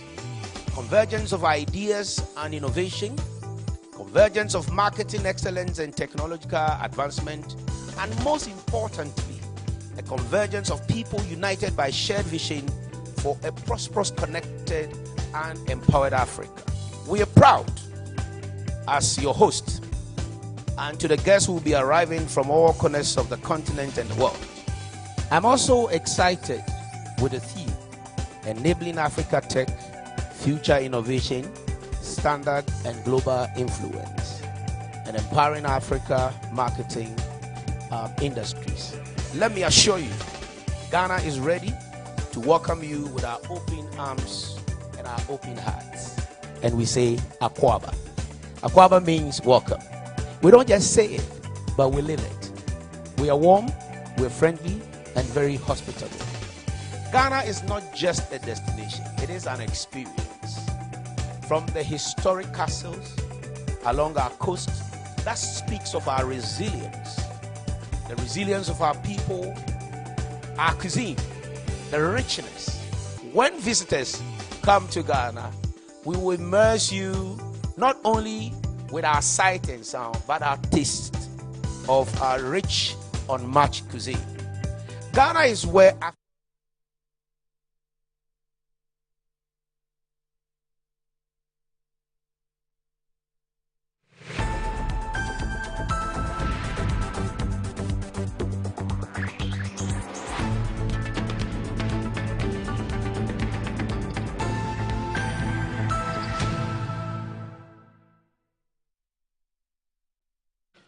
Okay, so you're live in Good Morning Ghana on Metro Television. With me here is Ata Issa, who is the Member of Parliament for the Sanlerogo Constituency, and also Honorable Akwese Jemfi Onyina Echampo, who is the MP for Kwabre East, and also a member of the Budget Committee of Parliament. Now, before I proceed, I need to do this quickly, otherwise Fortune will come for me. Fortune is one of the hardworking technical guys here, one of the hardworking technical guys here at Metro, or Ignite. Happy birthday to you, Aaron Agbodeka.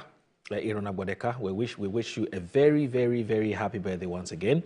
And may God grant you good health. And that's coming from Fortune Bright Clue. He's a switcher and a director, Ignite Media. So happy birthday to you, Aaron Agbodeka. Wishing you a very, very happy birthday. And may God grant you good health. And that's coming from your very, very, very good friend and brother. And that's Fortune Bright Clue. All right. So, yeah, you have some responses. No, I don't have responses again. If I had any response, he should have been in the house. Because he ran away. Yes, we'll pardon him. But let me thank the finance minister. In fact, yesterday, I could walk with my shoulders up and my confidence regained once again. And I'm sure if you had watched the approval ratings on the streets of Accra and many parts of the country, you realize that citizens of this country were actually happy with what the finance minister came to do. In fact, this is just in line with Section 28 of the PMF Act 921/2016, with the intention that, especially when there's issues of global uncertainties, issues of revenue shortfalls, or major policy shift in terms of tax revenues or taxes, that is what normally occasions policy reviews. So Dr. Atuforsen brought another perspective that we haven't seen in a while, that a new year, especially in the difficulties that the country is faced, especially at the time that we took office, is not introducing many more difficulties on the citizenry. So for me, in fact, people should have seen it coming, because the budget preparation was preceded by National Economic Forum and the visit to Makola and other markets to seek the views of the ordinary Ghanaians. So it was actually the people's budget. The motivation for Atuforsen was that, how do we do to make sure that the cost of living crisis that as a country we were facing is reduced, price of goods and services on the decline, and make sure that the exchange rate is stable for business communities to have that level of planning. So based on what he did yesterday, I was very happy.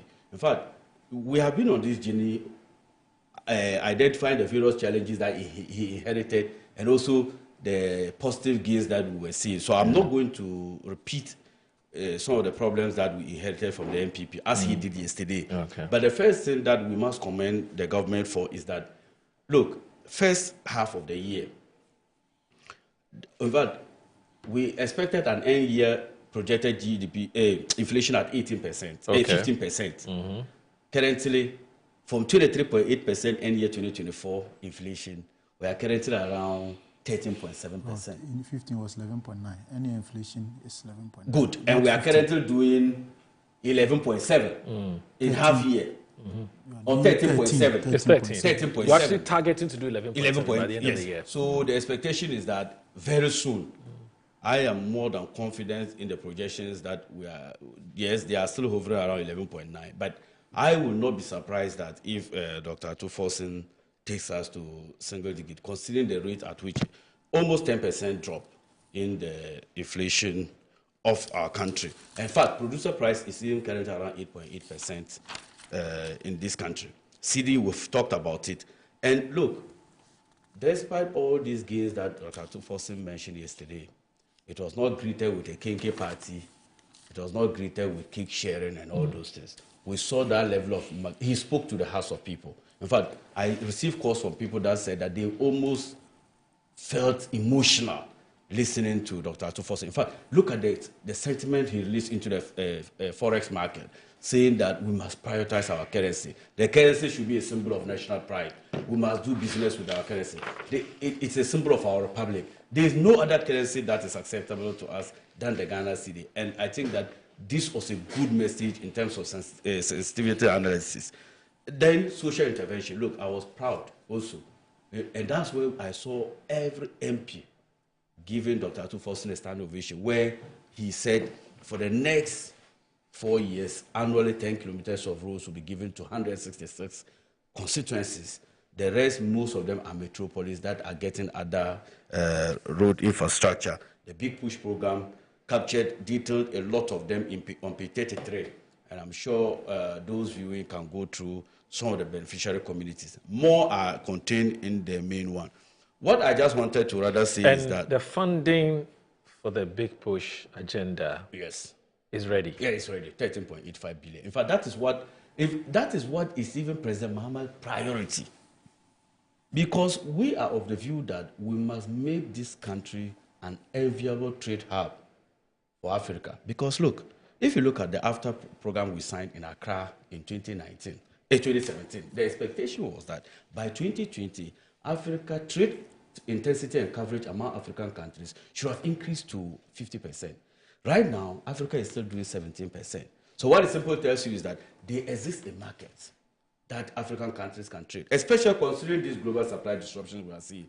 There are political tensions in many other countries, and also Donald Trump trade policies and monetary policy stance. So it means that it presents an opportunity for us to lead this drive towards increasing trade participation in Africa. To do that, we need to open up the economy. That's why you heard yesterday of the Volta Economic Zone and the Northern Economic Zone to open up the country to neighbors like Togo, Cote d'Ivoire, and that of Burkina Faso to support the 24-hour economy. But to do all of this in 2 years, I'm talking the 166 constituencies, the roads, networks that you intend to... No, not in 2 years, in 4 years. In 4 years. The 2 years the big old push. are just the big push. For the big push. The third year is going into the agriculture for economic transformation agenda. Okay. And then the other one will go into other sectors. Which So the big push is different from the 10 kilometers. The 10 kilometers Yes. per 160 constituency. Yes, that's different. Okay. So now... You carry on. No. Yes. So now if you look at overall, I'm looking at it from the external performance. And it is happy to know that Ghana, as we speak, is allowed once again into the capital market. Though the intention is to borrow responsibly so that we don't go back to the fiscal distress. But the point must be made that based on the fiscal consolidation effort of this government and other Bank of Ghana interventions, Ghana, in terms of world outlook, has been given high ratings. If you look at the S&P and Fitch ratings, it enables us for investors to have confidence in the country once again. And currently, we are in the process of selecting book runners that will assist Ghana in terms of getting cheaper external facilities. Now, interest rate performance. Look, one of the critical things that stifles industrial growth is cost of credit. And in fact, in advanced democracies, interest on commercial loans are around 1%, 2%, and all those things. But Ghana level, or they call it the Ghana reference rate. That is the policy rate in the country plus some margin or risk premium. We inherited a Ghana reference rate of 29%. Yeah. And in fact, at the commercial lending rate in some banks was about 33% and 34%. Currently, the Ghana reference rate has declined to 24%, though we still have around 29% as interbank rate. But the expectation is that this must come down further to increase trade participation because the 24-hour economy is largely private. You know what surprises me about the Ghana reference rate? Yes. To think that if you look at the indices that goes into computing it, so you're looking at the interbank rates, treasury bill rates, and I believe there's one other one. Yeah. All these ones have tumbled. Yes. They've all gone down. Yes. So what then explains why the Ghana reference rate is still at the level at which they are? Something doesn't add up. It doesn't add up. I will address that. Let him finish. Yes. I will address that. Something doesn't add up. Yes. So it's the risk premiums that is still a challenge. Okay. But despite these marginal gains that we are seeing in terms of commercial lending rate, you can see that in the report, in fact, access to credit or credit has gone up by about 30% over the last 6 months. Yes. So that is comforting. But would it also be because MPLs are still very high? Yes. We're talking about non-performing. Yes. So these are some of the reforms that I think that we must pursue as a country to make sure that. And I like one of the things that I like about what the MPP wanted to do was a credit score system. I think that we have to pursue something like that in the future. So for me, if you look at the amount of work that has been done in terms of the interest rate development, it gives us more hope that once we make the ease of doing business favorably in Ghana, private sector can participate fully. Okay. Then monetary and financial sector development. Let's tell the story of the NIB. My brother, not to come at you, but the truth of the matter is that we had spent about 30.3 billion Ghana cedis saving banks. We had spent about 30.3 billion Ghana cedis to save banks. National Investment Bank and Agriculture Development Bank are state enviable banks. Yes. If you look at currently the capital adequacy ratio of banks, is expected around 14%. That is just the conservation ratio above the minimum requirement of 10%. So it's around 14% now. So every bank must maintain a capital adequacy ratio of 14 and above. Yes. And you have an NIB bank that is doing capital adequacy ratio of negative 53%. Despite we spending 30.3 billion Ghana cedis. The money is gone to waste. Number two, the total amount of money that government has so far spent on NIB is only 1.4 billion Ghana cedis. And the expectation is that NIB will turn around. In fact, over the last 6 months, the thing has moved from a negative capital adequacy ratio to a positive 23%. Look at the sharp reverse. And in fact, they had increased salaries of all NIB workers across the country, which they haven't done for over 9 years. So the story of NIB gives me hope that if we really prioritize our national priority projects, we can go somewhere. And next is CBJ. You know, the CBJ came as a result of amalgamation of several defunct banks. And it is now having a huge portfolio. But as to what we should use those portfolios for, government needs to do something to make sure that we increase local participation in the banking industry. Currently, remove the national bank like GCB, NIB, and the rest. How many Ghanaian-owned banks do we have in our financial sector? I think this should be a cause of concern. Credit to private sector, like I said, is 31%. But I will land on where's my the public debt issue, public debt development. Look, we must commend Dr. Atuforson. I remember I was on one studio last 2 years with Honorable Kojo Ponkurma, and he was explaining that a lot of the Akufo-Addo's debt was as a result of the exchange differentials. What it simply means is that you can borrow $100 billion today at a rate of 10 cedis. If the cedi is not performing, it goes to 12 cedis. Even though you haven't added new debt, but your cost of repayment will increase as a result of the exchange differentials. Now, because of the management of the exchange rate, we inherited a total debt of 726 billion we had always maintained. But it has just fallen sharply to about 600 and something billion, a decline of 113 billion. We inherited a debt to GDP ratio of 61%. Now it's hovering around 48%. What it simply means is that Ghana is almost now equipped to pay all our debts and still have some reserves. So for me, this means that the appreciation of the city has done some serious magic. Some serious magic. And largely it's as a result of the Gold Board and the Bank of Ghana interventions. But finally, I also want to thank him, aside the projects he mentioned, the humility. That we are not out of these problems yet. Yes. And that is what I also want to land with. That, yes, it won't be too factual to have just generalized the entire 2025 performance to what we heard yesterday. This is just an accountability tool that measures past performance and gives an indication of where the direction we want to go. The best measure will be when we are dealing with the 2026 annual report. That will tell us the outcomes for this year. But my happiness is that we have always maintained that honesty in government communication always bring up public trust in public institutions. And the wage bill is an issue, and he outlined that.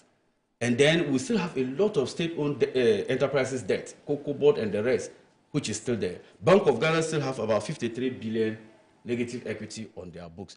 These are some of the fiscal risks that is still stable, that can still push us back to where we came from. So with these few words on the way forward, I think that's what I would say about it. Dolewura Zakaria, I think that's his name, Dolewura Zakaria. He's a chief, right? Yes. Chief he's the NIB boss, MD. Yes. Is he your friend? Yes.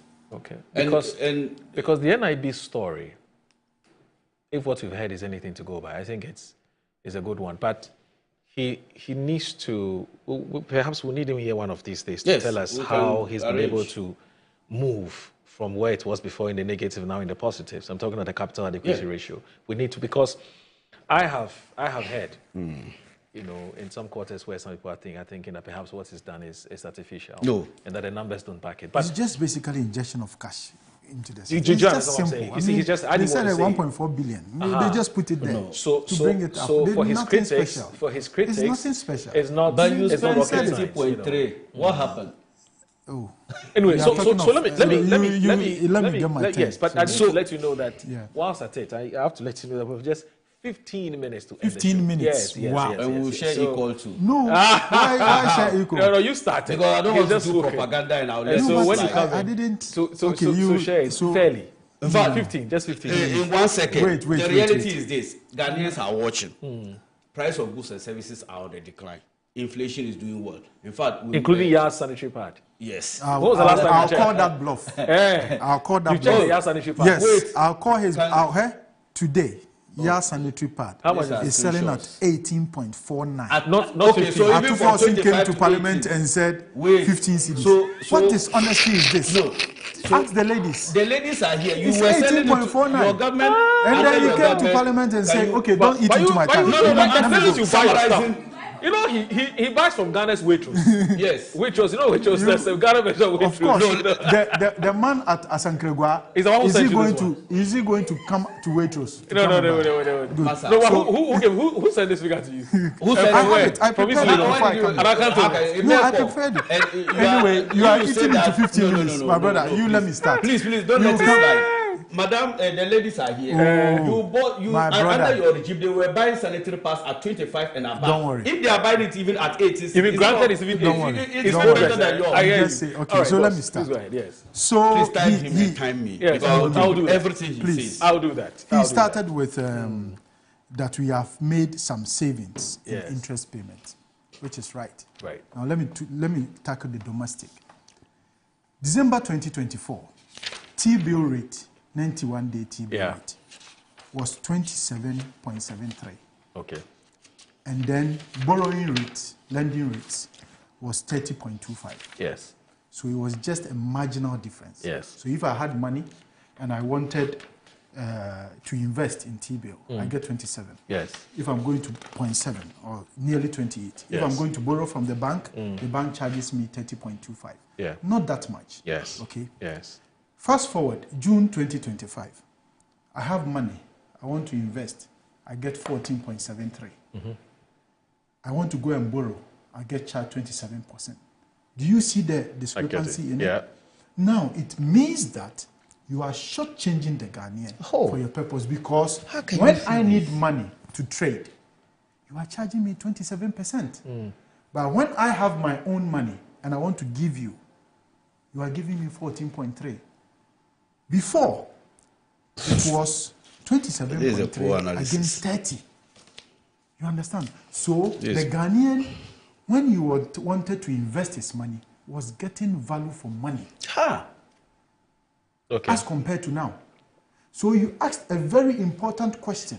Why is it that the T-bill rates have gone down, but the interest rates are still high rocketing? It has gone down. Don't say that. So it has gone down from 30.25 to 27. It's only 3% percentage point. Whereas the T-bill interest rate has gone down from 27 to 14. That is 13 percentage points. You understand? So you have reduced this by 3, but then you have reduced the T-bill rate, which is, to me, is giving me money by 13%. You are shortchanging the Ghanaian. The net effect is more than 10% loss to the Ghanaian. Why must it cost so much to borrow? But then when I want to invest, it costs so less to invest. So you are discouraging investment. It's not true. Why is it not true? I'll give you these are theories that don't go there when you. It's not true. Then you go to. He will land in 3 minutes. 3 minutes. Sorry. That was very nice. Then you go to the external debt. Okay. You said that the interest has gone. We saved. You said we saved about 4.3 billion. It is not true. Oh. Read this. 106 of what you 106. read. External interest payment amounted to 3.8 billion Ghana cedis against a target of 4 billion. Mainly due to the appreciation of the cedi. So it's only 200 million, not 4.something billion. This guy, data. You read what you have. 106. 106. 106. I need to cross-check that. Cross-check with 106. Let me give you my... See it. Then you come back to... So you come back to... let me go to... So this has to be savings on the payment of interest rates. Are you a domestic or external? External. He has external. It. Then let's go to the... we are introducing... You didn't introduce more difficulties. Look, energy sector levy, you brought it up. So, it says external interest payments amounted to 3.8 billion. Yes. Against a target of 4.0 billion. What is the difference? Oh, okay, so it says 200. 200 million. You said I'll get it for you. Don't It's not right. Due mainly to the appreciation of the CD. CD. Okay. That's what you alluded to. Yes. But it's not right. Your figures are not right. You know I'll fact checked it and you're yes, right. Good.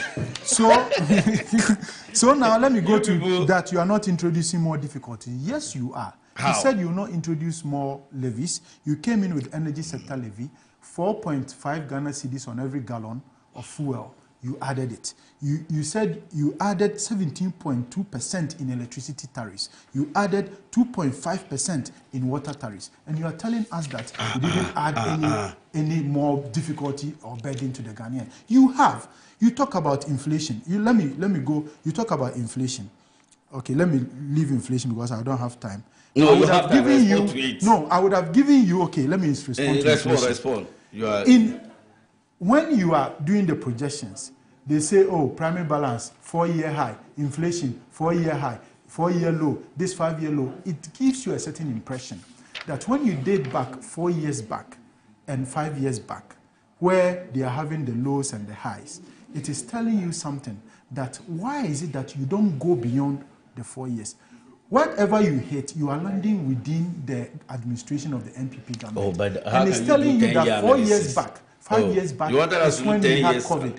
4 years back is when we had the Russia-Ukraine war. And it's telling you that before that, everything we do was better than yours. How can you say Let me say it. In 2017, inflation was 12.4. In 2018, 9.8. 2019, 7.2. 2020, 8.7. 2021, 10%. It is when we hit 2022 that it started high rocketing from 31.9 to it got to the peak in 2022 of 54.1%. And so what is your point? And it started declining. My point is that before these 4 years that we were hit with COVID and Russia, we were doing better with the economy. And this is what you have failed to acknowledge all these years. But when you go to the international level, President Mahama goes there and acknowledges that. He comes to Ghana and he starts disputing it. Let me put the inflation there. Currency appreciation. I am on record to have said in Parliament that you go there and Abochi has the dollar, but Bank of Ghana has the rate. Now, there's evidence to show that Bank of Ghana rate is 10.4, but Abochi is selling at 13 cedis. You know why? Because, let me give you this. So since when has Abochi become No, because it's a difference between the reality on the ground and what is happening. See, let me show you something by Concerned Importers of Ghana. This was released on Wednesday, 16th July 2025, and the heading was "Difficulty in Getting US Dollars to Buy at Banks and its Negative Impact on Businesses." And this really explains why we are losing revenue in the import side, in the import levies, because they are not getting dollars to import. So we are getting, so once the imports are not coming in, the import levies are shorting, which is why we have short 1.6 billion. And this is a directive where they are now saying, they said, let me read paragraph 1, 2, 3, 4. Yeah. They said, on paper, the cedi is supposed to be stabilized, and a dollar is supposed to be sold at 10.3 cedis. That was then. However, what is on paper is not reality confronting us. The banks are not selling to our members, and our members have had to resort to the black forest market to buy dollar as high as over 13 cedis. This is what is on the ground. All right. You understand? Now you go to social intervention. You say big push. The finance minister is on record. This page 293 to 300 is on record to say big push is one that is going to sponsor all these road infrastructure networks for the next 2 years. No. It's here. You see. You mean the 166? Yeah, it's here. Oh, no. No. It's here. I heard the finance minister clearly. It said, let me read. The speaker, Mr. Speaker, as part of 2025, we announced the commencement of Big Push program, a flagship initiative of this. And said, Since then, President has dedicated all big push budgetary allocations over the next 2 years to improve road infrastructure. Yes. If you do it that way, that will poor. So, and then he has outlined some road infrastructure. So why are you saying that? Because I'm told the funding for the 166 is entirely separate. It's fine. From the big so I'm saying, no. Saying you something said different? No, you were denying the fact that. Wait, let me land when it gets to your point. Now I'm telling you, the big push project. Please. Take us off. The big push project, right? The big push project is a $10 billion project for 4 years. Yes. Now, in the first year, they averagely, you're supposed to get $2.5 billion. You don't tell us how to average it. So you are telling me that you don't tell us in the 4 years you get 10 billion. You don't. Yes, but that's the problem. I'll prove you wrong. I'll prove him wrong. Oh. I'm telling him. I just said that. I'll prove you wrong. In this first year, they allocated 13.8 billion. Right. Under this, even under 10 CD, 10.4, $2.5 billion is supposed to end up with 26 billion. They allocated only 13.8 billion. Okay. It is inadequate. Now, he's telling us that in 4 years, they will amount to 10 billion. That's I said a lie. that is... In the budget, the 4-year budgeted expenditure for big push amounts to only 4.6 billion Ghana cedis. It's not reasonable. The rest is not reasonable. By 4.6 billion. Billion Ghana cedis. Yes. It's not true. For the 4 years. No, $4.6 billion. That is 46%. Calm down. That is only 46% of the budgeted $10 billion. I think the point is that you doubt if they can raise it. No, I don't doubt. Okay. I doubt the commitment. The commitment to do it. Okay. You committed to giving us $10 billion in 4 years. No problem. But then at the end of the 4 years, per your budgeting. We'll be back here. Yes, per your budgeting. That is. Wait, let me just end. Let me just end. Otherwise, in 3 minutes we're going off. Let me just end. You will not just be 30 seconds. I'm saying 24-hour economy is driven by demand. Yes. They said a lot of 24-hour economy. Yes. You can't do Grow 24, C24, Dare 24 without stimulating the demand. That's fine. No one will go and produce and go and lie in the warehouse for ages. That's fine. You understand? So you need to stimulate the demand first. Do the right things first. I've already told you that demand exists for the market. There's no demand. Don't worry. We don't need to litigate. Now let me just say something. Look, it is not true. There's no theory that suggests that there should be a direct relationship between TB rate and commercial lending rate. It is not true. The first, number one is that when TB rates are on the decline, you see every business has two funding sources, either through equity or debt. If you go to the debt side, you either go commercial or you go with the TB. Okay. People go for TB at lower rates because there's a guaranteed opportunity that government is always able to pay. Of course. That is the issue. Now, I'm saying that we use the Ghana reference rate as a measure of government effort, which is 24%. Yes. As to how much commercial banks charge, it is plus their risk premium. You don't use the risk premium one to judge how government is performing. Even if you use 24%, it's still 10 percentage points lower than what you're offering in T-bill, right? So I'm telling you. So you are still shortchanging that is not true. Are you saying that there should be parity? No, at least there should be some level. There should be some level. There should be some level so that the ordinary Ghanaian will be stimulated to invest.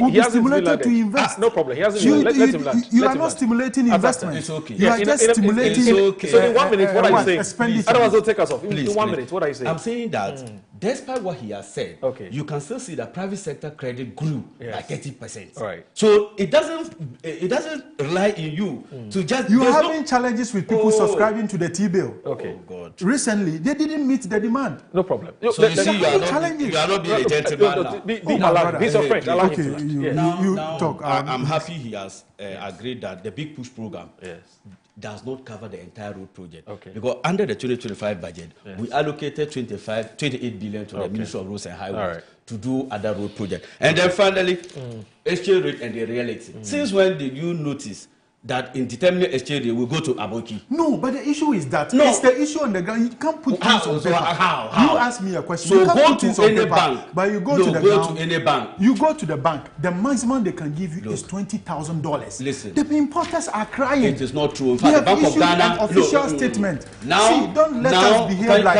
proverbial ostriches. Please. You bury your head in the sand and you pretend there's nothing going on. No, let me provide it's true. I mean, I am not lying. This you go to social media, everybody you've is said the talking. time again. So let him come. He asked me a question. But he disagrees. Let me just help you. Then don't ask me the question. Yes. I'm saying that this type of information influences the market. So let's correct it. First of all, the Bank of Ghana gave a press briefing to which they suggested that now for every transaction, people are not allowed to keep dollars.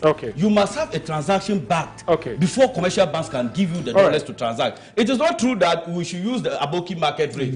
Because that's why you are saying that the reality. The reality is that there's so much liquidity with the commercial banks. Let me do this. How much was the dollar? How much was the dollar at the black market and at the NPP? $17 at black market and 13 at black marketers, which is better. And then finally, this one says it appears many people think that they could walk to banks, change cedis into foreign currencies and make payments to their suppliers. That system is problematic. The best system is what the government is implementing. You go to the bank with relevant documentation, the money is wired electronically to the corresponding bank, the supplier chips and takes the documents to the bank and pays electronically. That's coming from T. And this one here from Simons, who's the...